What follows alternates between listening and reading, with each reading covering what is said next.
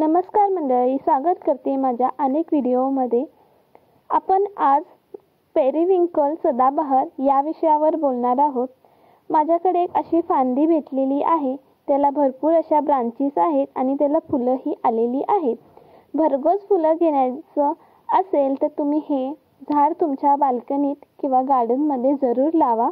आपल्याला हे खालच्या ज्या फांद्या आहेत ना, त्या अशा प्रकारे काढून घ्यायच्या आहेत, म्हणजे आपल्याला आपण जेव्हा ते मातीमध्ये घालतो त्यावेळेला ते मुळं सुटण्यासाठी खूप मदत होतं। हे मी माझ्या एक्सपिरियन्सवरून सांगत आहे। मी असंच करते, भरपूर मोठं घ्यायचं आणि त्याच्या अशा फांद्या कडेच्या काढून ते आपल्याला जर मातीत रुतून दिल्या तर छानपैकी आपलं झाड हे ग्रो होतं। मी इथे एक प्लास्टिकचं पॉट घेतलेलं आहे। आता आपल्याला त्यामध्ये मिक्स केलेली माती घालून द्यायची आहे। या मातीमध्ये फक्त शेणखत मिसळलेलं आहे आणि थोडी वाळू मिक्स केलेली आहे। अशा प्रकारे मी माती तयार करूनच ठेवते। ज्या वेळेला मला हवं असतं, कोणतंही प्लांट मला भेटतं त्यावेळेला ही मी माती तयार केलेली त्यामध्ये घालून देते आणि मी झाड लावून देते आणि टेम्परेचरनुसार पाणी घालायला हवं।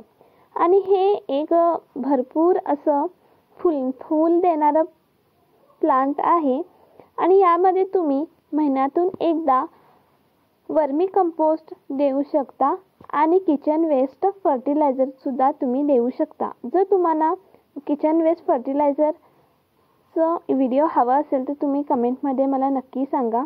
आता पाहू शकता आपण जे आता कडेला फांद्या काढून दिलेल्या आहेत त्याही त्याच्यामध्ये लावून देऊया। बघा,